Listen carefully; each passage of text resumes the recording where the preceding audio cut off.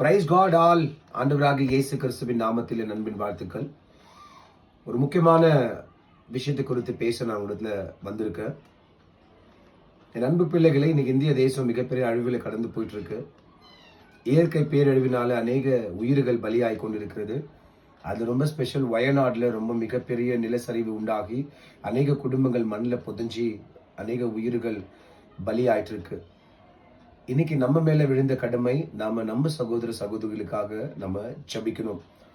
ஏன்னா ஜாதி மதம் அப்படின்ற காரியத்துக்காக ஆண்டவராக இயேசு கிறிஸ்து இந்த உலகத்தில் வரவில்லை. வேதாகமத்தில் அப்படியும் ஒரு வார்த்தை கூட கிடையாது. இந்த உலகத்துல பிறந்த எல்லாம் ஜாதி மதம் எல்லாம் இல்லாம மனிதர்களுக்காக, உலகத்தில் பிறந்த எல்லா மனிதர்களுக்காக ஆண்டவராக இயேசு கிறிஸ்து இந்த உலகத்துல பிறந்தார். ஆமேன். ஸோ இன்றைக்கு நம்ம மேல விழுந்த கடமை, நம்மளுடைய சொந்த பந்தங்களுக்காக நம்ம ஜெபிக்க வேண்டும், நம்முடைய தேசங்களுக்காக நம்ம ஜெபிக்க வேண்டும். சரிங்களா? மதம் அல்ல, கிறிஸ்துவ மதமே பொய்யானது, கிறிஸ்து மட்டும்தான் உண்மையானவர். ஆண்டவராக இயேசு கிறிஸ்துடைய வார்த்தைகளை கேட்டு அதன்படி நடக்கிறவனே கிறிஸ்துவுக்கு சொந்த பிள்ளையாக மாறுறான். ஸோ கிறிஸ்துவ ரிலிஜியஸ் கூட பொய்யான விஷயம் தான், கிறிஸ்து மட்டும்தான் உண்மையானவர். நம்ம எல்லாரும் ஜெபிக்கலாமா? நான் கண்ணீரோடு கூட இந்த இடத்துல ரொம்ப மனம் வலியோடு கூட வந்து நின்று இருக்கேன்.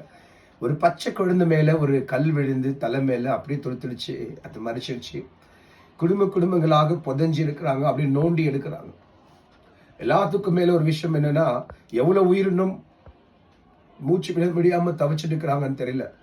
அவங்க எல்லாம் கர்த்தர் விடுவிக்கணும். மனிதன் செஞ்ச பாவம் மனிதனுக்கே வந்து சேர்ந்துட்டு இருக்கு.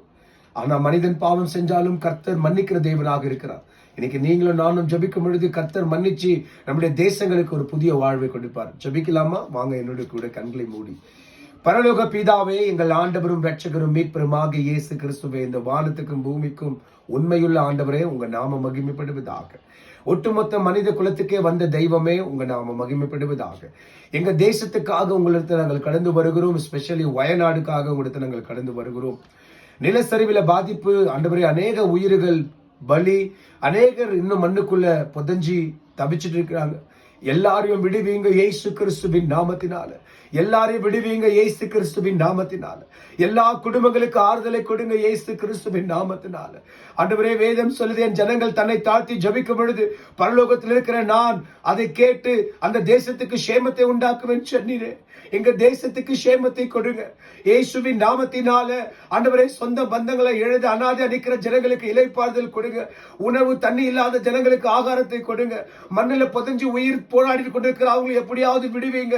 அந்த நில சரிவிலிருந்து ஒரு ஆண்டவரே அற்புதம் செய்யுங்க. வேதம் சொல்லுது, நீ சொன்னா நிற்கும், இது கட்லேட் ஆகும் என்று சொல்லி இயேசுவின் நாமத்தில் இப்பொழுது எல்லா பேரழிவுக்கு ஒரு முடிவு வருவதாக. என் ஜனங்களை மீட்டு எடுங்க, என் ஜனங்களை காப்பாத்துங்க இயேசுவின் நாமத்தில். ராஜா, திறப்பின் வாசல் நின்று ஜெபிங்கன்னு சொன்னீங்களே, நாங்க ஜெபிக்கிறோம். எல்லாருக்காக ஜெபிக்கிறோம். எங்க சகோதர சகோதரிகளுக்காக ஜெபிக்கிறோம். இயேசுவின் நாமத்தில் விடுதலை உண்டாவதாக. எல்லா மழை நிற்பதாக, மலர் சரிவுகள் நிற்பதாக. ஜனங்களுக்கு ஒரு சேமத்தை கொடுப்பீராக. ராஜா, இது அப்படி செய்ய போறதுக்கு நன்றி. உங்க நாம மகிமைப்படட்டும். என் ஆண்டவராக இயேசு கிறிஸ்துவின் நாமத்தில் ஜெபிக்கிறோம் பிதாவே, ஆமென்.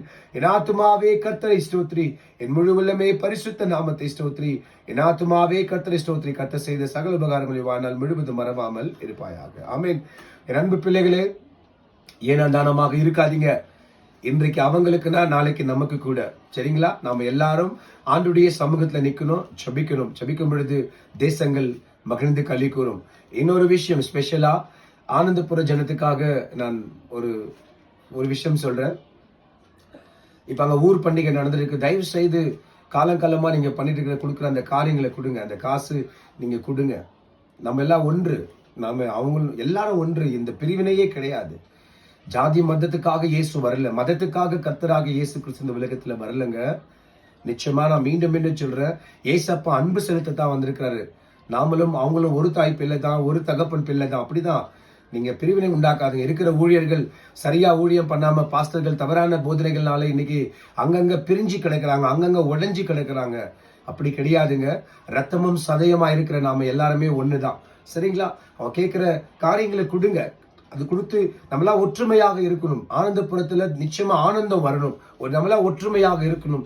இயேசு கிறிஸ்துவின் அன்பு பரவணும். அதனால அந்த ஊர் பண்டிகைக்காக என்ன உங்களுக்கு ஒத்துழைக்க முடியுமோ தயவுசெய்து ஒத்துழைங்க. கர்த்தர் உங்களை அளவில்லாமல் ஆசீர்வதிப்பாராக. நம்ம மீண்டும் இன்னொரு வீடியோ மூலியமாக சந்திக்கலாம். தேவன் அதுவரைக்கும் உங்களோட கூட இருப்பாராக. ஆமென்.